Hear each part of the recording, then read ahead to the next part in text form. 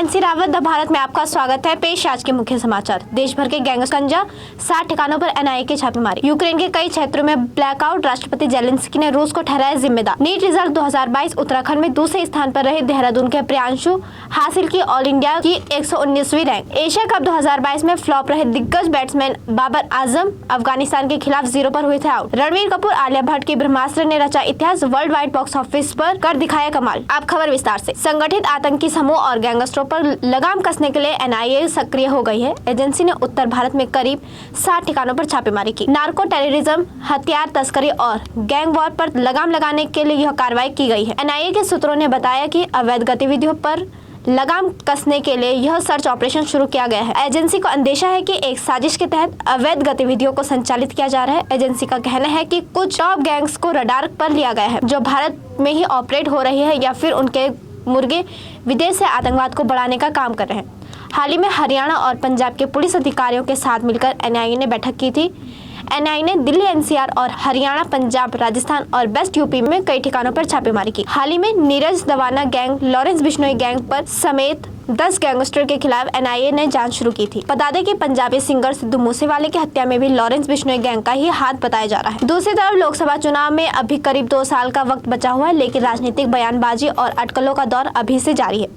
बीते महीने बिहार में राष्ट्रीय जनतांत्रिक गठबंधन से जनता दल यूनाइटेड के अलग होने और राष्ट्रीय जनता दल के साथ गठबंधन सरकार बनाने के बाद उत्तर प्रदेश में भी राजनीतिक सरगर्मी चढ़ गई है। इसके अलावा बिहार के मुख्यमंत्री नीतीश कुमार ने जब मुख्य विपक्षी दलों के नेताओं से मुलाकात की तो उसके बाद से ही माना जा रहा है कि वे राष्ट्रीय फलक की राजनीति की ओर आ रहे हैं। इन सबके बीच यूपी में पोस्टर वार छिड़ चुका है। समाजवादी पार्टी के नेता आईपी सिंह ने बीते दिनों एक पोस्टर और सपा के दफ्तर से बाहर भी लगाया, जिस पर लिखा था यूपी बिहार गई मोदी सरकार। वहीं यूपी के अलग अलग हिस्सों में इस हफ्ते बारिश होने के साथ तेज हवा चलने की भी संभावना है।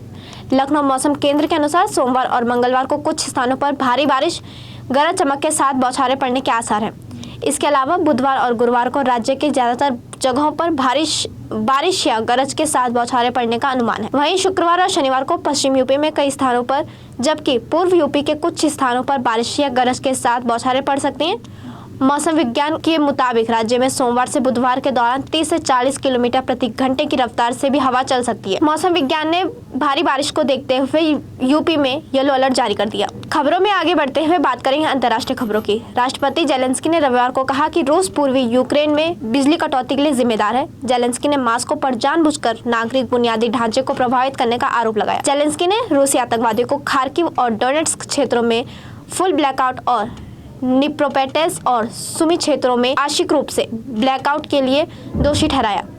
उन्होंने सोशल मीडिया पर एक बयान में कहा, इनका लक्ष्य लोगों को प्रकाश और गर्मी से वंचित करना है। मीडिया रिपोर्ट के मुताबिक 9 मिलियन लोगों ने इस ब्लैकआउट के कारण प्रभावित हुए। इसी के साथ सुमी, निप्रोपेट्रोव्स्क और पोल्टावा क्षेत्रों के अधिकारियों ने बिजली कटौती की घोषणा के बाद कहा कि बिजली बहाल कर दी गई है। दूसरी तरफ संयुक्त राष्ट्र प्रमुख एंटोनियो गुटेरेस ने रविवार को 9/11 के हमलों के पीड़ित को याद किया। उन्होंने कहा कि इस तरह के आतंकी घटनाओं से बचे लोगों की आवाज मायने रखती है। संयुक्त राष्ट्र प्रमुख की तरफ से ये संदेश उप महासचिव अमीना मोहम्मद ने रविवार को न्यूयॉर्क में संयुक्त राष्ट्र ग्लोबल कॉन्फ्रेंस ऑफ टेररिज्म को दिया। उन्होंने एक ट्वीट में एंटोनियो गुटेरेस ने कहा, आज मेरी संवेदनाएं 9/11 में मारे गए लोगों के प्रियजनों और न्यूयॉर्क के सभी लोगों के लिए है। अब वक्त है एक छोटी सी ब्रेक का। फिर ITM हमारा, इसमें बहती ज्ञान की गंगा है, इसमें रहती प्रेम की यमुना है, सिद्धांतों का उच्च हिमालय है, भक्ति सिखाता एक तिरंगा है, गुरुकुल जैसा प्यारा ये ITM हमारा, सच्चे सपनों सा प्यारा ये ITM हमारा, ITM हमारा, ये इंस्टीट्यूट हमारा, सच्चे सपनों सा प्यारा ये ITM हमारा, ITM हमारा, ये इंस्टीट्यूट हमारा, सच्चे सपनों सा प्यारा ये ITM हमारा। जानेंगे। ब्रेक के बाद एक बार फिर से खबरों में आपका स्वागत है। राष्ट्रीय परीक्षण एजेंसी की ओर से आयोजित राष्ट्रीय पात्रता सह प्रवेश परीक्षा 2022 में 720 में से 695 अंक हासिल कर देहरादून के प्रियांशु मेहर ने दूसरा स्थान हासिल किया, जबकि पहले स्थान पर ऑल इंडिया 77वीं रैंक हासिल करने वाली दून की रिया पहले स्थान पर रही। आकाश बायजूस के हिमांशु सिंह ने बताया कि प्रियांशु ने ऑल इंडिया 119वीं रैंक हासिल की है, जबकि उत्तराखंड में दूसरी रैंक हासिल कर प्रियांशु ने दून और प्रदेश का नाम रोशन किया। दूसरी तरफ उत्तराखंड में अफवाह फैलाने वालों की अब खैर नहीं है। पुलिस ऐसे लोगों के खिलाफ सख्त कार्रवाई करेगी। डीजीपी अशोक कुमार ने कहा कि ऐसे लोगों के खिलाफ राष्ट्रीय सुरक्षा कानून के तहत कार्रवाई की जाएगी। डीजीपी ने कहा कि अफवाह फैलाने वालों के खिलाफ पुलिस सख्ती से निपटेगी। उन्होंने कहा कि अफवाह के बाद हिंसा फैलती है तो अफवाह फैलाने वालों के खिलाफ राष्ट्रीय सुरक्षा कानून के तहत कार्रवाई की जाएगी। कहा जा रहा है कि इस संबंध में प्रदेश के सभी जनपदों के पुलिस कप्तानों को निर्देश जारी कर दिए गए हैं। वहीं सरकारी नौकरियों में राज्य की महिलाओं के 30% क्षैतिज आरक्षण के लिए प्रदेश सरकार अध्यादेश के कवच से लैंस होकर सुप्रीम कोर्ट का दरवाजा खटखटाने की तैयारी कर रही है। अवैध डोमिसाइल को क्षैतिज आरक्षण का आधार बना सकती है। मुख्य सचिव डॉक्टर एस संधू की अध्यक्षता में यह राय बन चुकी है कि उच्च न्यायालय के अंतरिम आदेश के खिलाफ सुप्रीम कोर्ट में विशेष अनुग्रह याचिका दाखिल की जाएगी। इससे पहले सरकार सुप्रीम अदालत से अतीत में हुए उन बड़े फैसलों की नजीरें जुटा रही है। इनमें डोमिसाइल के आधार पर राहत दी गई है।